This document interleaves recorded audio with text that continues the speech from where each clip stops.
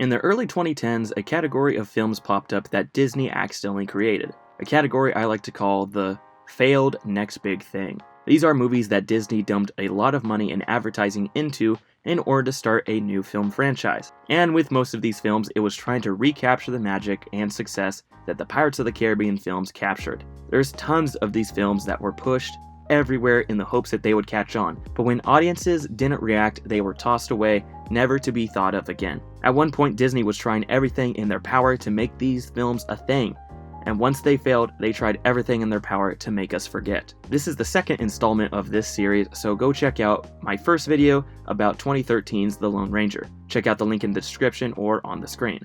However, the subject for today's video is 2015's Tomorrowland. So let's take a look at this forgotten failure and try to understand why it never really clicked with audiences.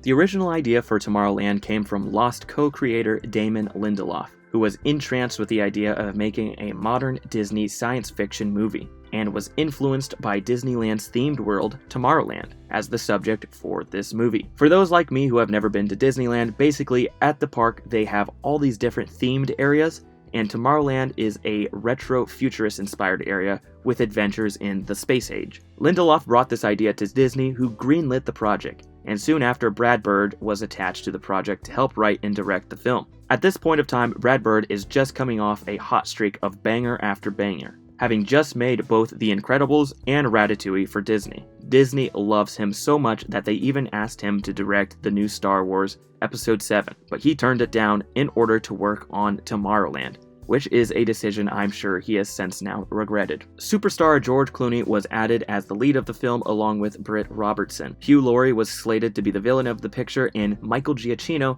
was attached for the score. By all accounts, this film was shaping up to be something great, as there is a lot of exceptional talent on board, both behind and in front of the camera. The film went into production in August 8, 2013. Contrary to The Lone Ranger, which came out just a month before, this film's production did not run into any major problems while filming. However, similar to Lone Ranger, this film had a big budget, right around $190 million. So it would have to be a box office hit in order to make money back. So hopes were high as this film made its way into theaters. With all the talent that was involved and the heavy connections to the Disney brand, this film was bound to make money. Right? Right? The film was released on May 22, 2015. It opened to a box office of $33 million in the US for its first weekend, which was the lowest opening weekend for a big Disney blockbuster film since Prince of Persia came out 5 years before. The low opening for this film was a bad sign, as this film only went on to gross $93 million in its entire theatrical run in the United States, while the worldwide gross for this film wasn't much better at $115 million, resulting in a final box office tally of $209 million. With a reported budget of $190 million, not including marketing, that means that this film was a certified box office bomb for Disney, allegedly losing them around $120 million. The reviews for this film were not good either, with it not really landing with audiences or critics. The film currently sits at a rotten 50% for both scores on Rotten Tomatoes and a 2.6 on Letterboxd. To put it plainly, the film is mid. All of the criticisms for this film centers around the bland script and the uneven narrative, which result in a film that feels very dull for a movie that should have so much excitement and wonder, given the subject matter and the visuals. However, even with all the criticism, it's not like this is the worst film in the world. There are definitely worse Disney films that have grossed a lot more money, which really begs the question of what went wrong. Stop! I'm trying to help you! When examining what went wrong with Tomorrowland, we have to approach it from two different points of view, those being why the film failed at the box office and why the film failed as a piece of entertainment. The failure at the box office can largely be attributed to the poor marketing strategy that Disney took. The trailers for this film simply weren't very good. They didn't give much context to what the film was really about, opting to go with a more mysterious angle when it came to promotion. Now, I'm of the belief that trailers shouldn't show an entire movie's plot beat by beat, but it should at least give us some idea on what the story is about so we can judge if it's something that we're interested in. especially if it's an original story not attached to a bigger universe like this film. Star Wars and Marvel can get away with this mysterious approach when it comes to marketing because they already have an established fan base who will see everything attached to the brand and will generate buzz. But when it comes to Tomorrowland, nobody knows anything about this story or the world. Just because it's based off a theme park ride doesn't mean that there's legions of Tomorrowland fans who are dying to see it. The general audiences won't care about Tomorrowland unless you make them believe that they should care about it, and the trailers and marketing failed in that regard. The trailers run into a problem that is prevalent in the actual movie, which is they talk a lot about Tomorrowland but never actually show very much of it. I mean, Disney spent $190 million on this thing. Why not show off more of the cool action set pieces and the interesting world that you've created? We also need to consider the time in which this film came out. When it premiered, both Mad Max Fury Road and Pitch Perfect 2 came out just 1 week before, which were still filling lots of seats in the theater. Things got worse in the coming weeks with the release of Inside Out and Jurassic World, which stole any potential audience this film would have had. Granted, I don't think those releases did too much damage since the film already had poor reviews and poor word of mouth at the time, but it definitely didn't help. Tomorrowland was being billed as an adventure romp for the whole family, and I'm guessing most people saw the reaction to the movie and just decided to wait and take their family to the theaters for one of these other films such as Jurassic World. These poor reviews and poor word of mouth just put gasoline on the fire and led to this film being a huge disappointment at the box office. It doesn't help that there's not much going on in the actual movie, so there wasn't a lot to work with when it came to clips that were included in the trailer. For a movie that's over 2 hours long, the plot is pretty bare bones. This is one of the contributing factors that explain why Tomorrowland also failed as an enjoyable piece of entertainment. The film is boring. With most films, this statement could be a matter of opinion and subjective. However, with this film in particular, it seems like this is the common consensus. Yeah, I pretty much agree with everyone else when it comes to Tomorrowland. The film is below average.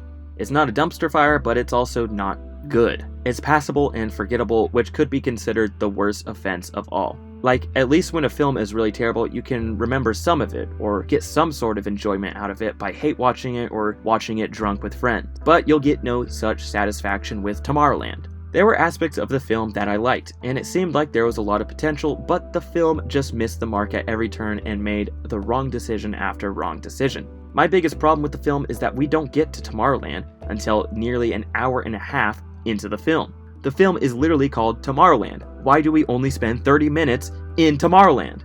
It's baffling to me. It's crazy. This also made the plot feel super uneven because we spend so much time building up and traveling to Tomorrowland, and when we finally get there, we only spend like 25 minutes and it's in a single room, and then boom, the film's over. It's insane that this is the final version of the film that we saw. This movie really feels like an early rough draft.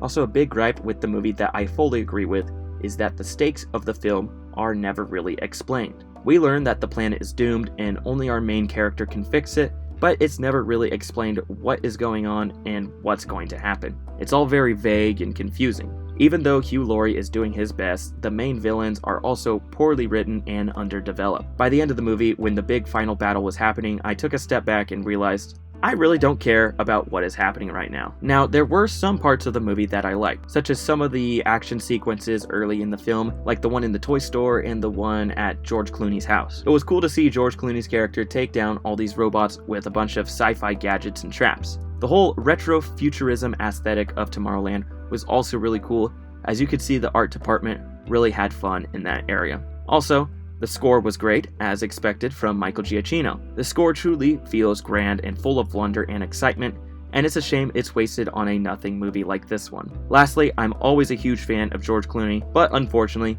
as is the case with Hugh Laurie's character, even he could not salvage some of the boring writing in this movie. To put it simply, Tomorrowland is boring and forgettable.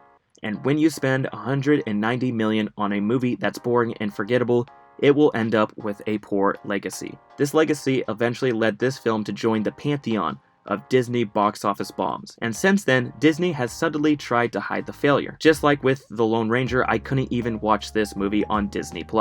I had to rent it off Amazon. That's crazy!